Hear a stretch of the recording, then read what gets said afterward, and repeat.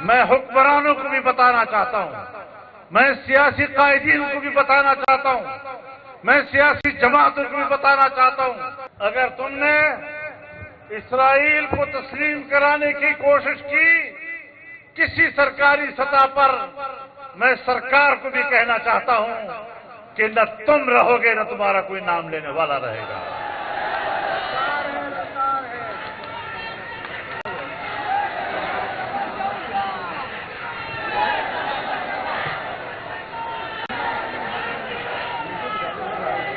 لیکن ایک بات بتا دینا چاہتا ہوں، تحریکیں کام کرتی ہیں، تحریکیں فضا بناتی ہیں۔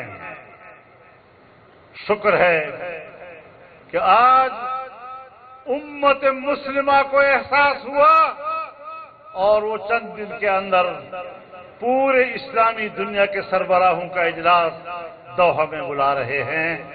یہ ایک احساس ہے، خدا کرے اسلامی دنیا کے حکمرانوں کا ضمیر جاگے۔ اور میں سوچتا ہوں جمعیت علماء اسلام کا منشور ہے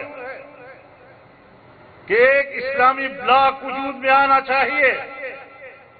آج میں تجویز دوں گا اپنے حکمرانوں کو بھی، دنیا بھر کے اسلامی دنیا کے حکمرانوں کو بھی، کہ وہ باہمی طور پر ایک مضبوط دفاعی معاہدہ کریں۔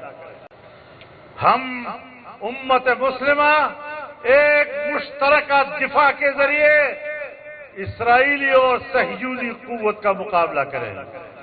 ہم بحیثیت مسلم امہ کے مشترکہ دفاع کے تحت بیت المقدس کی آزادی کے لیے اپنی دفاعی قوت استعمال کریں۔ اگر پاکستان کی فوج میں یہ صلاحیت ہے کہ وہ 4 گھنٹوں کے اندر ہندوستان کی دفاعی قوت کو لپیٹ سکتی ہے، تو پھر پاکستان میں یہ صلاحیت ہے کہ وہ امت مسلمہ کی قیادت کرتے ہوئے اسرائیل کو چند گھنٹوں کے اندر لپیٹ سکے۔ نعرہ تکبیر! اسرائیل کا جو یار ہے، مظلوم فلسطین، مظلوم فلسطین، امت مسلمہ کا ترجمان۔ میں امت مسلمہ کو یہ پیغام بھی دینا چاہتا ہوں اور یہ احساس بھی دلانا چاہتا ہوں کہ آج دنیا میں وہی کہا جاتا ہے جو تجویز امریکہ کی طرف سے آتی ہے، جو تجویز ٹرمپ کی طرف سے آتی ہے۔ ایک طرف ٹرمپ کہتا ہے کہ حماس بات نہیں مان رہی، اور جس وقت وہ بات چیت کے لیے اکٹھے ہوتے ہیں، میٹنگ میں جمع ہوتے ہیں، تو اسی وقت پر اسرائیل ان پر بمباری کرتا ہے۔ اب اس کا الزام ہم کس کو دیں؟ اسرائیل کو دیں یا ٹرمپ کو دیں کہ اس سے سازش کر کے پہلے فلسطینی قیادت کو اکٹھے کیا اور پھر اسرائیل کے ذریعے ان پر بمباری کرائی؟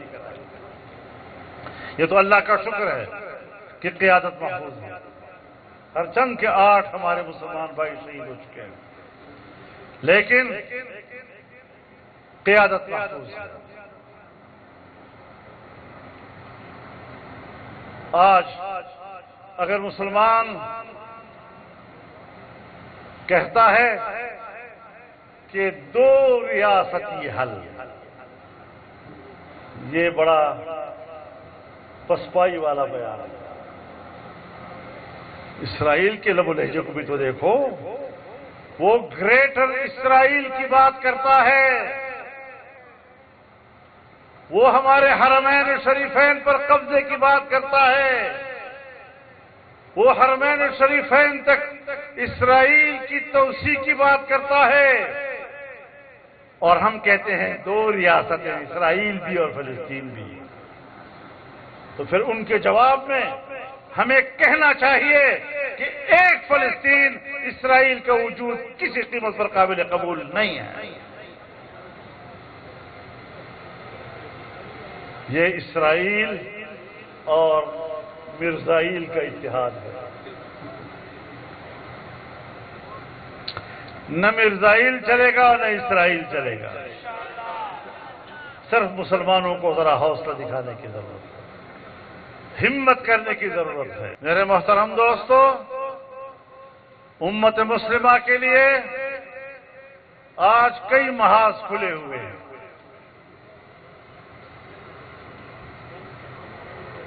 آج ہم فلسطین کو بھی رو رہے ہیں، جہاں اسرائیل کی سفاکیت اور اس کی وحشیانہ بمباریوں کے نتیجے میں 70,000 فلسطینی جام شہادت نوش کر چکے ہیں. اکثریت چھوٹے بچوں کی ہے، خواتین کی ہے، بوڑھے بزرگ نہتھے لوگ جو جنگ نہیں لڑ رہے. یہ کسی بزدل کی علامت ہوتی ہے کہ وہ غیر مسلح لوگوں پر، بے دست و پا لوگوں کے اوپر بمباری کر رہے ہوں. لیکن آپ نے آج دیکھا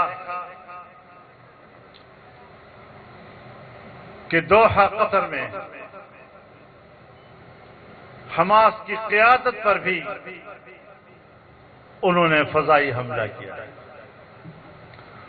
اس سے پہلے وہ لبنان پر حملہ کر چکے ہیں، اس سے پہلے وہ شام پر حملہ کر چکے ہیں، یمن پر حملہ کر چکے ہیں.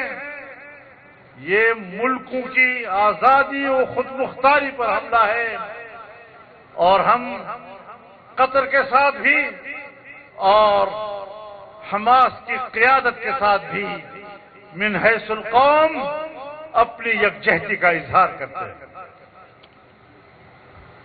ہم ان کو تنہا نہیں چھوڑ سکتے. یہ آج کی جنگ نہیں ہے، جب سے پاکستان بنا ہے، اور پاکستان کے بعد اسرائیل وجود میں آیا ہے. جب پاکستان بنا تو قرارداد پاکستان میں لکھا گیا کہ فلسطینیوں کی سرزمین پر یہودی بستیوں کا قیام ناقابل قبول ہے، اور ہم فلسطینی مسلمانوں کے شانہ بشانہ کھڑے ہیں. یہ قائد اعظم محمد علی جناح کا اعلان ہے. جب اسرائیل وجود میں آیا تو اسرائیل کے پہلے صدر نے کہا کہ ہماری خارجہ پالیسی کے بنیادی اصول میں سے یہ ہوگا کہ دنیا کے نقشے پر ایک نوزائیدہ مسلم ملک کا خاتمہ ہماری خارجہ پالیسی کا حصہ ہوگا. وہ ہمارے خیالات تھے ان کے بارے میں، یہ ان کے خیالات تھے ہمارے بارے میں. آج کون ہے جو پاکستان میں یہ فضا بنا رہا ہے کہ اسرائیل کو تسلیم کیا جائے؟